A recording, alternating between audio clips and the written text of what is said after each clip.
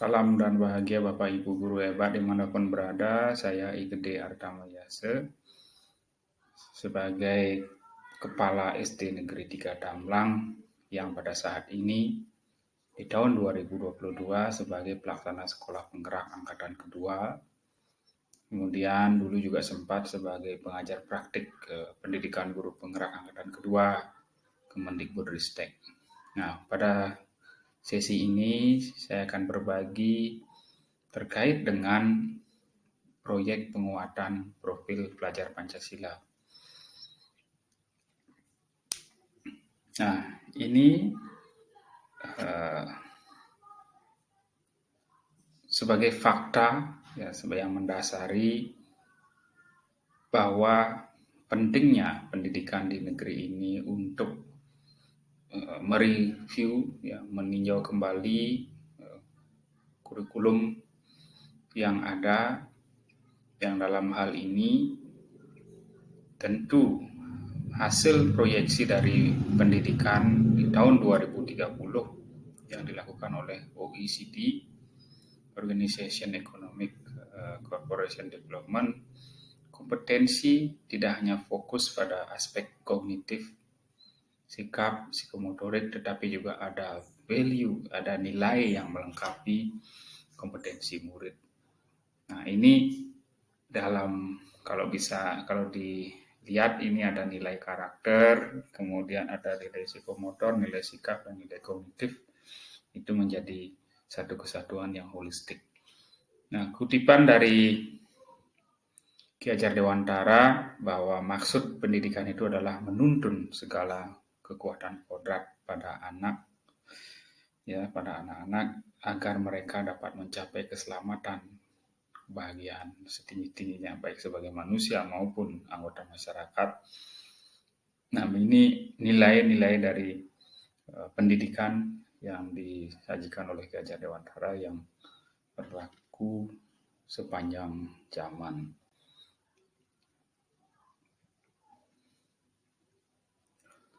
Kemudian bagaimana kita menyikapi perubahan kurikulum? Ya, tentu yang pertama adalah harus bersikap dinamis, kemudian sesuai zaman, dan mengikuti kebutuhan murid. Nah, jadi bagaimana mewujudkan hal ini? Tentu kita menempatkan kebutuhan, ya, pendapat, pengalaman, hasil belajar, serta kepentingan murid sebagai rujukan yang utama.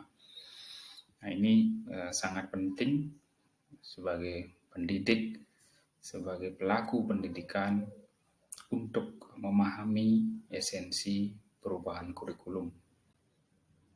Nah, bagaimana tips dan trik menghadapi perubahan? Yang pertama adalah komitmen. Ya, bagaimana kita sebagai pendidik untuk berkomitmen, termasuk juga orang tua, kemudian masyarakat dan pemerintah, semuanya berkomitmen untuk perubahan kurikulum yang lebih baik. Kemudian bagaimana yang selanjutnya adalah bagian B, yaitu bergerak bersama. Jadi semuanya bergerak, semua pihak bergerak. Yang terkait dengan pendidikan semuanya bergerak bersama. Dan yang selanjutnya adalah bagaimana menggunakan pengalaman sebelumnya, praktek-praktek baik sebelumnya yang sudah dilakukan sebagai bahan refleksi, ya, untuk menuju perbaikan atau kemajuan pendidikan selanjutnya. Dan yang terpenting dalam hal ini adalah bagaimana kita semua membuka hati bahwa perubahan kurikulum itu penting. Nah, dalam kurikulum Merdeka ini ada komponen profil pelajar Pancasila. Jadi bagaimana arah dari fase-fase pada capaian pembelajaran di kurikulum Merdeka dari fase PAUD, fase fondasi, sampai dengan fase di pendidikan menengah, ya, sampai di pendidikan menengah. Nah, di sana ya, kita wajib sebagai guru terus-menerus harus belajar, ya, selalu memfasilitasi siswa sebagai fasilitator, kemudian orang tua juga terus-menerus untuk memahami perkembangan murid dan kebutuhannya. Selanjutnya, pemerintah dan semuanya fokus pada kebutuhan belajar murid. Jadi, pada intinya semuanya bahu-membahu untuk mewujudkan profil pelajar Pancasila. Nah, apa itu profil pelajar Pancasila? Di sana ada 6 elemen dasar. Yang pertama yaitu beriman, bertakwa kepada Tuhan Yang Maha Esa, dan berakhlak mulia. Selanjutnya adalah berkebinekaan global, ya. Kemudian ada bergotong royong. Nah, selanjutnya ada kreatif, bernalar kritis, dan mandiri. Nah, semuanya ini dikembangkan dalam pendidikan kita pada jenjang PAUD, jenjang pendidikan dasar, dan pendidikan menengah. Nah, elemen kunci profil pelajar Pancasila dari 6 elemen dimaksud masing-masing akan dijabarkan. Yang pertama yaitu untuk elemen beriman bertakwa kepada Tuhan Yang Maha Esa dan berakhlak mulia. Di sana ada sub-elemen yang pertama yaitu akhlak beragama. Kemudian ada akhlak pribadi, ya, bagaimana seorang siswa mampu mencintai dirinya sendiri, mengelola dirinya sendiri. Kemudian ada akhlak kepada manusia, bagaimana bertindak sebagai pribadi dan juga makhluk sosial. Kemudian ada akhlak kepada alam, dalam hal ini ada kepedulian terkait dengan alam. Kemudian ada akhlak bernegara, bagaimana mencintai negara, menunjukkan nasionalisme. Kemudian untuk elemen berkebinekaan global, nah di sana ada sub-elemen yang pertama yaitu mengenal dan menghargai budaya bangsa Indonesia dan dunia. Selanjutnya komunikasi dan interaksi antar budaya. Sub-elemen selanjutnya yaitu refleksi dan tanggung jawab terhadap pengalaman berkebinekaan. Dan yang terakhir untuk sub-elemen berkebinekaan global adalah berkeadilan sosial. Kemudian untuk elemen bergotong royong, di sana ada 3 sub-elemen yaitu kolaborasi, bagaimana mengembangkan kepedulian, kemudian bagaimana berbagi. Nah, di sana dijabarkan. Kemudian ada elemen mandiri. Nah, di sini elemen mandiri ini difokuskan pada pemahaman diri dan situasi. Kemudian ada regulasi diri. Nah, ini penting untuk dikembangkan pada anak-anak kita. Nah, di sini ada pemahaman diri, kemudian situasi dan regulasi diri. Kemudian ada bernalar kritis, ya.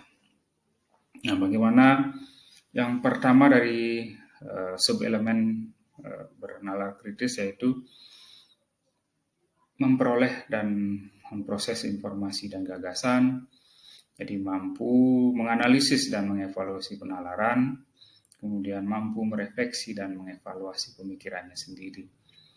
Selanjutnya di elemen kreatif yaitu pertama sub-elemennya adalah menghasilkan gagasan yang orisinal. Yang kedua, menghasilkan karya dan tindakan yang orisinal, memiliki keluasan berpikir dalam mencari solusi alternatif permasalahan. Baik, kita lanjutkan. Nah, adapun program untuk menguatkan profil pelajar Pancasila, yaitu ada program intrakurikuler.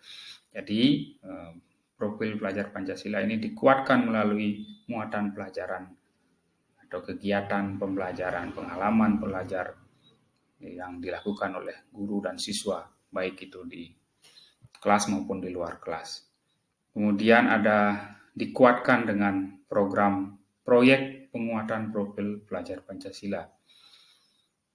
Nah, program ini adalah program lintas disiplin ilmu yang sifatnya kontekstual dan berbasis pada kebutuhan dunia kerja. Kemudian yang ketiga ada bagaimana penguatan profil pelajar Pancasila dikuatkan melalui kegiatan ekstra kurikuler untuk mengembangkan minat dan bakat siswa. Dan yang keempat, bagaimana diterapkannya budaya sekolah yang menunjukkan iklim sekolah, kebijakan, pola interaksi, dan komunikasi, serta norma yang berlaku di sekolah sesuai dengan standar dunia kerja. Nah, itu ada 4 kegiatan utama dalam penguatan profil pelajar Pancasila. Nah, adapun tema-tema dari kegiatan proyek penguatan profil pelajar Pancasila itu ada 8 tema, yaitu kearifan lokal, rekayasa dan teknologi, kewirausahaan, Bhinneka Tunggal Ika, gaya hidup berkelanjutan, bangunlah jiwa dan raganya, suara demokrasi, keberkerjaan. Nah, tema proyek ini telah ditetapkan oleh pemerintah sehingga tinggal disesuaikan dengan fase, kemudian elemen dan subelemen yang mana diangkat pada masing-masing tema. Nah, kemudian ada tahapan proyek yang pertama, yaitu merancang alokasi waktu dan dimensi profil pelajar Pancasila, dan ini sifatnya logis ya, jadi bisa dirubah sedemikian rupa sesuai dengan situasi dan kondisi. Kemudian yang kedua yaitu membentuk tim fasilitasi proyek. Yang ketiga ada identifikasi tingkat kesiapan satuan pendidikan. Dalam hal ini dari segi sarana prasarana, kemudian kesiapan dari